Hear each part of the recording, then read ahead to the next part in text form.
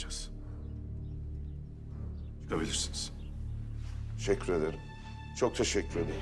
Korkmayınız. Saat Tuan Halman ingin melangkahkan kakinya, Sultan pun berpesan, "Jangan takut Tuan Halman.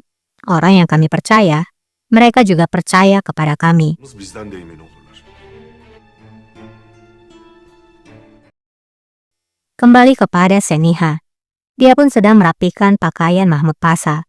Dan inilah yang terjadi.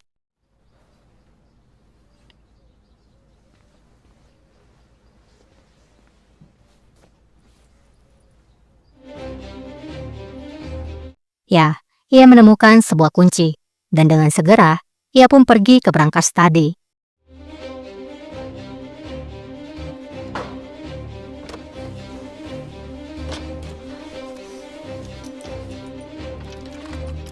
Dengan menggunakan kunci itu, ia pun membukanya. Dan ternyata, itu berhasil terbuka. Kira-kira, apa yang ada di dalam brankas itu? Apakah Seniha memang menemukan kunci milik pangeran?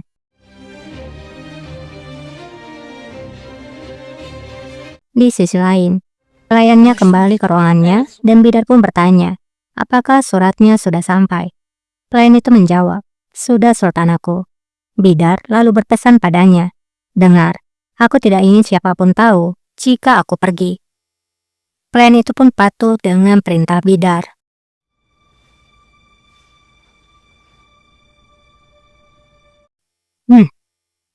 Sebelum ia akan keluar, Bidar pun tak lupa membawa belatinya.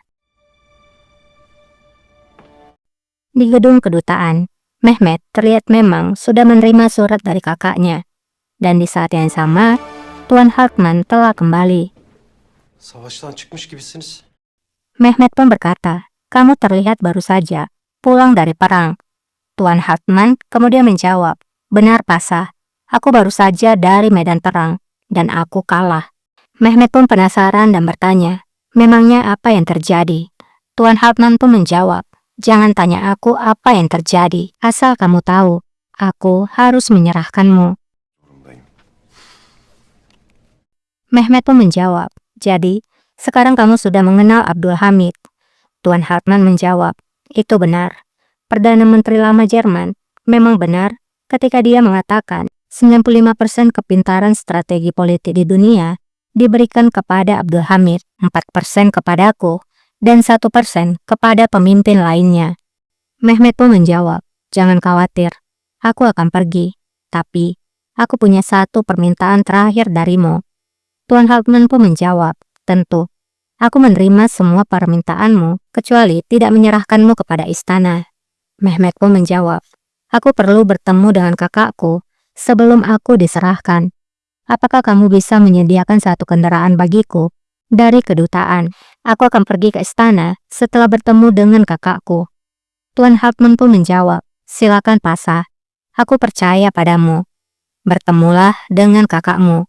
Bagaimanapun, jika kamu melawan untuk diserahkan ke istana, pengawal kedutaan yang mengirimmu akan menggunakan kekerasan.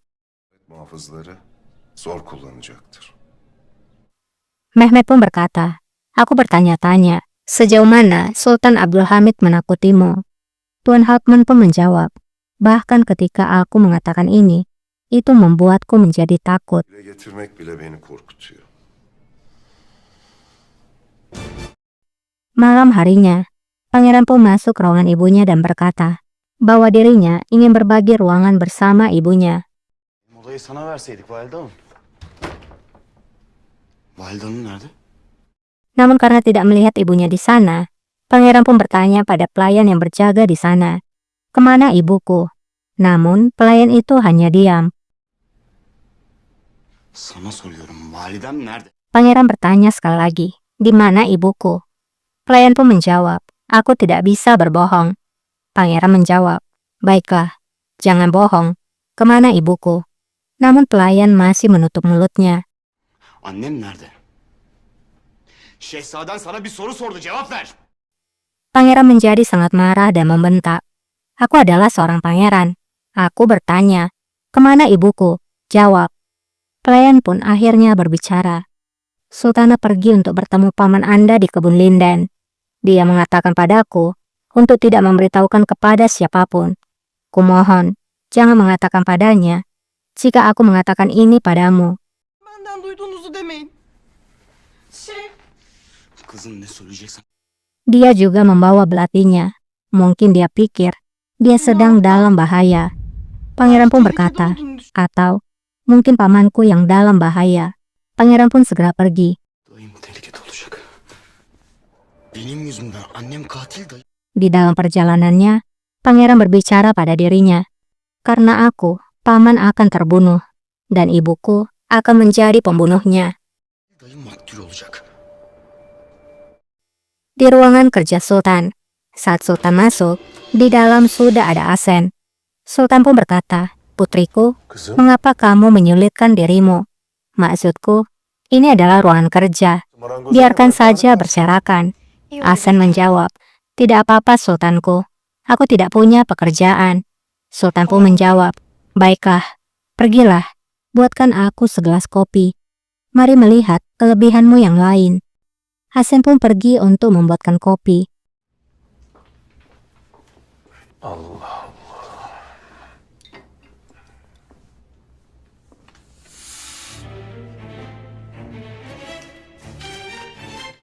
Sultan pun akan memulai kegiatannya. Dan di sana, terlihat ada selembar kertas. Sultan pun membaca surat itu.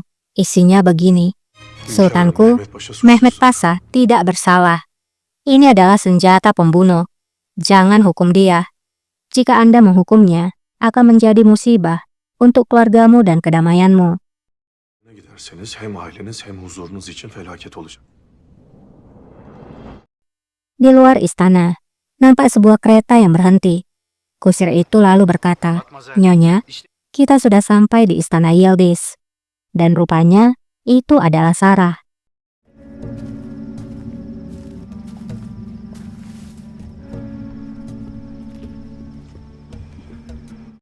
Ia pun menggunakan teropongnya, memandang istana Yildiz. Di saat yang sama, Sebatin mengendap-endap. Sarah lalu berbicara pada dirinya, "Sultan Abdul Hamid hanya seorang wanita yang akan menghancurkanmu." Dan Sebatin pun melanjutkan, artinya Sultan akan diracuni oleh seorang wanita. Sultanı zehirlettiğin kişi bir kadın. Pernyataan Sebatin dan Sarah sangat mencurigakan. Apakah Sultan akan diracun?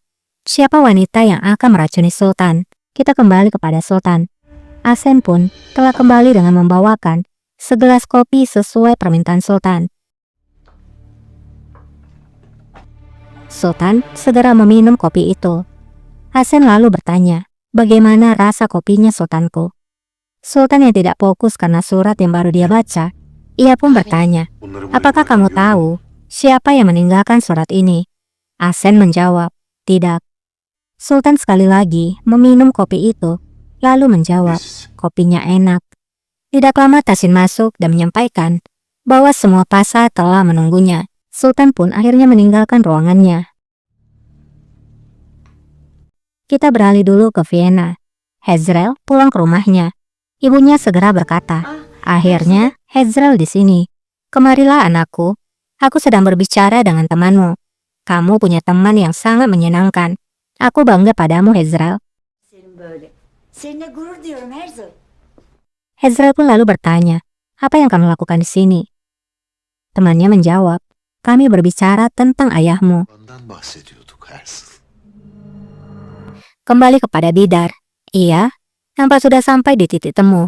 Ia bersiap dengan belatinya. Dan tampak juga, di saat yang sama, sebuah kereta telah sampai. Mehmet lalu turun dari kereta itu dan segera masuk ke dalam kereta Bidar. Mehmet pun sangat senang melihat kakaknya. Bidar segera menyuruh Mehmet untuk duduk. Bidar tanpa bicara, segera menodongkan belatinya kepada Mehmet.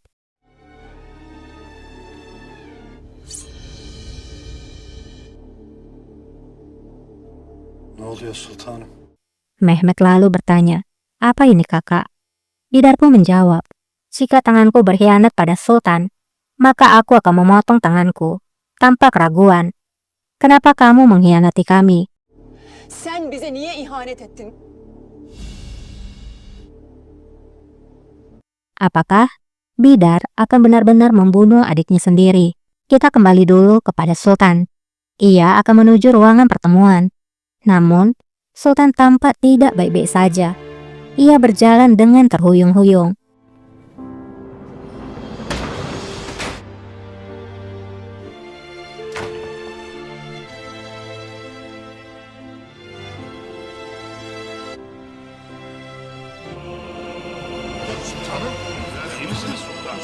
Semuanya pun panik ketika melihat Sultan akan tersungkur.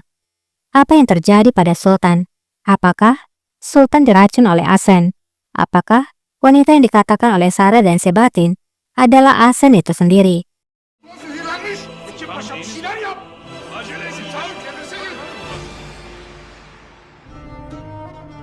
Buat yang suka dengan kelanjutannya, boleh dong di-subscribe dulu, supaya setiap kali Mimin upload video baru, kalian dapat notifikasinya. Buat yang sudah subscribe, terima kasih banyak ya. Buat yang like dan komen, juga terima kasih. Mohon maaf bila ada penyampaian kata yang salah. Dan buat yang lagi berjuang, tetap semangat ya. Semoga Tuhan selalu melindungi kita semua. Sampai jumpa, bye.